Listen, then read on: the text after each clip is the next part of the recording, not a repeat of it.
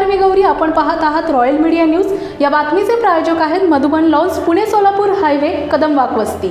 मौजे सदाशिवनगर येथे श्री शंकर सहकारी साखर कारखान्याने शेतकरी सभासद आणि कामगार यांची FRP रक्कम मिळावे तसेच कारखाना विना परवाना चालू केल्याप्रकरणी सर्वपक्षीय संघटना स्वाभिमानी शेतकरी संघटना यांच्या वतीने गेली 5 ते 6 दिवस झाले धरणे आंदोलन सुरू करण्यात आले.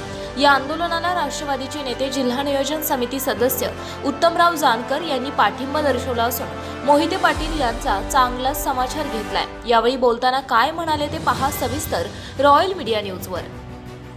पवारांना हा कारखाना घशामध्ये घालायचा आहे. मित्रांनो,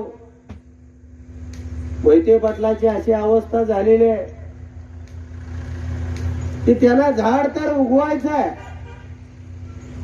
त्याचे आंबे तर खायचे आहे, पण कुई मात्र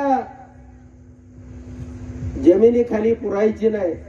रोज बारका तुकडा काढून पुरून बघते उगवतोय का, पुन्हा दुसरा तुकडा त्याचा कुईचा काढून आता कुई संपत आली. त्यांना माहित नाही की पूर्ण कुई पुरल्याशिवाय त्याला अंकुर फुटत नाही.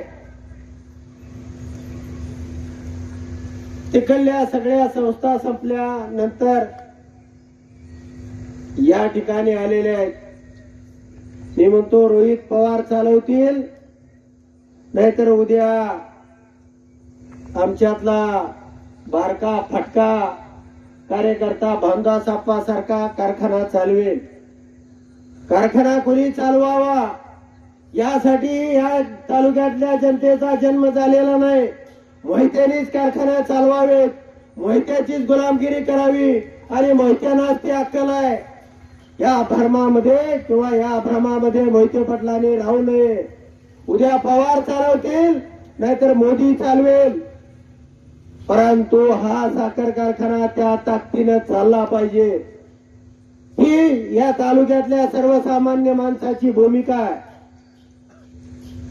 तुम्हीच कारखाना चालवला तर चालू शकतो आणि इतरांनी चालवला तर चालू शकत नाही. तुम्ही आज कारखाना चालू करत नव्हता तर निश्चितपणानं सगळ्या ताकदीनं सगळ्या मशिनरीचं काम करून योग्य पद्धतीनं नियोजन करून सर्वसामान्य माणसाचे पैसे देऊन क्रशिंग लायसन घेऊन त्या ठिकाणी साखर कारखाना चालू केला असता. इथल्या लोकांना काय घेणं देणं नाही.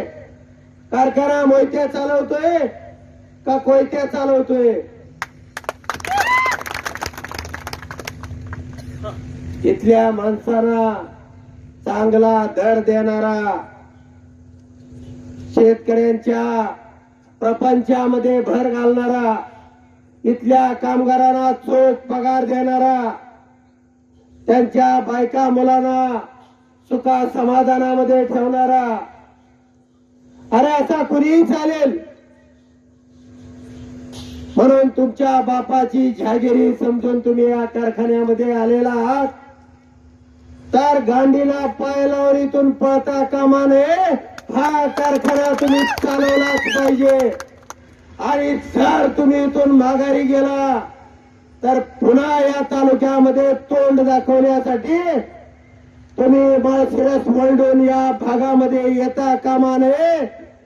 ही तुम्हाला उत्तमराव जानकरांची धमकी समजा. माहित होत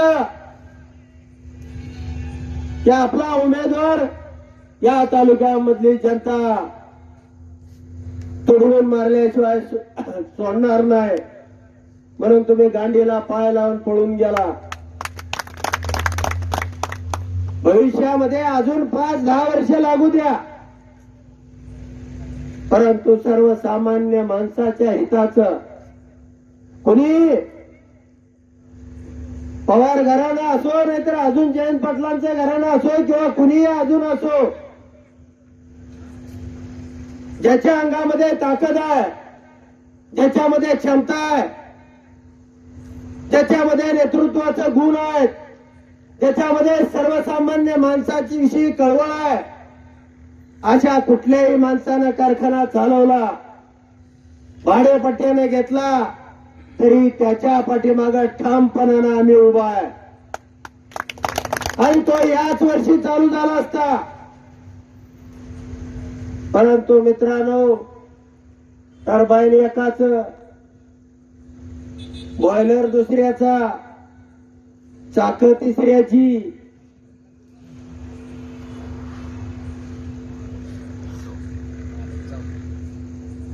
आणि हे विमान उडवायला निघाले.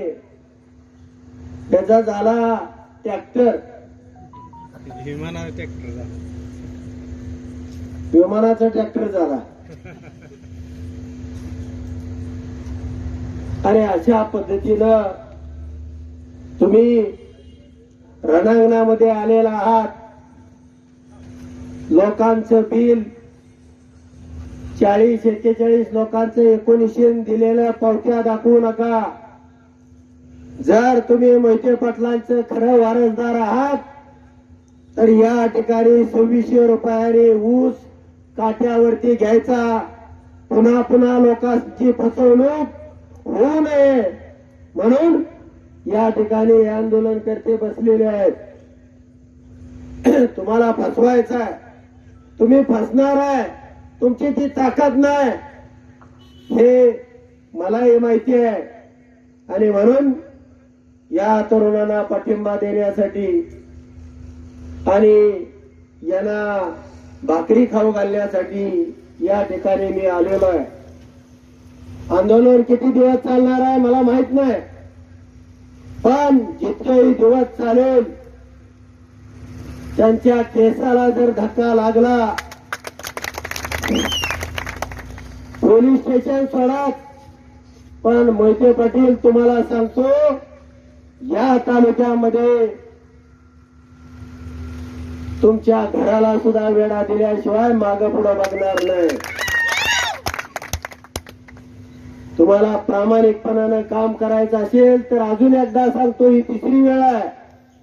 तुम्ही 2600 रुपये काटा पेमेंटनं दुसऱ्या कारखान्यावरती काटा करून या ठिकाणी लोकांनी ऊस घालावा. रात्रभर या थंडीमध्ये, पपुट्यामध्ये, वाऱ्यामध्ये, उन्हामध्ये वेळी मिळणारं जेवण पाणी याचा सुद्धा त्याग करून मी पुन्हा एकदा पप्पू काटे असेल, या ठिकाणी तुषार भाई असेल,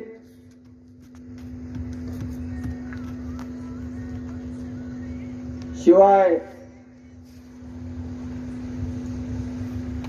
अजित बोरकर असतील, किशोर भाई असेल, सोमनाथ असेल, बाजेनाना, सगळेच आमचे मधनं रमेश भाऊ असतील, वेगवेगळ्या मंत्र्यांना फोन लावून या आंदोलनाची तीव्रता त्यांच्यापर्यंत पोहोचवण्याचा प्रयत्न करत असतील. तुम्हा सर्वांचं मनापासून अभिनंदन करतो आणि तुम्ही लढायला शिकलं पाहिजे. तुम्ही तालुक्यामध्ये न्याय देण्याची तुमच्यामध्ये कुवत ताकद निर्माण झाली पाहिजे. आणि भानदास आप्पांचं जे स्वप्न होतं की शेतकरी फसता कामा नये आणि हा साखर कारखाना चालला पाहिजे, आणि निश्चितपणानं मी या तालुक्यातल्या जनतेला या समोरच्या मोबाईलच्या माध्यमातून सांगू इच्छितो, हा कारखाना एकदम म्हणजे ज्याही पद्धतीनं 3,000 3200 का पवारांनी कारखाना चालवू नये. ते 3200-3400 रुपये दर देतात आणि पवार काय आमचे दुश्मन आहेत आणि तुम्ही काय आमच्या काय म्हटलो असतो. निश्चितपणानं तुम्ही ज्याही पद्धतीनं हे आंदोलन उभं केलेलं आहे, तुम्हाला मनापासून शुभेच्छा देतो. तुमच्या पाठीशी मी आणि या तालुक्यातले सगळे क्रांतिकारी कार्यकर्ते ठामपणानं पाठीमागं उभा आहेत. तुम्ही केलेला हा लढा, तुम्ही दिलेले हे योगदान, सर्वसामान्य शेतकऱ्यासाठी केलेली जागृती ही निश्चितपणानं वाया जाणार नाही. अजूनही कार्यकर्ते अशा प्रकारचे तयार होतील आणि एक नवीन लढणाऱ्या कार्यकर्त्याला स्फूर्ती मिळेल अशा पद्धतीचं हे आंदोलन आहे. म्हणून तुम्हा सर्वांना सदिच्छा शुभेच्छा तर देतो, पण तुम्ही एक महान काम, एक मोठं काम करताय. तुम्हा सगळ्यांचं पुन्हा एकदा आभार मानतो आणि मी आणलेल्या भाकरी तेवढ्या सगळ्यांनी खाव्यात अशी अपेक्षा व्यक्त करतो आणि या ठिकाणी थांबतो. धन्यवाद. रॉयल मीडिया न्यूजसाठी विशेष प्रतिनिधी सचिन रणदिवे, माळशिरस.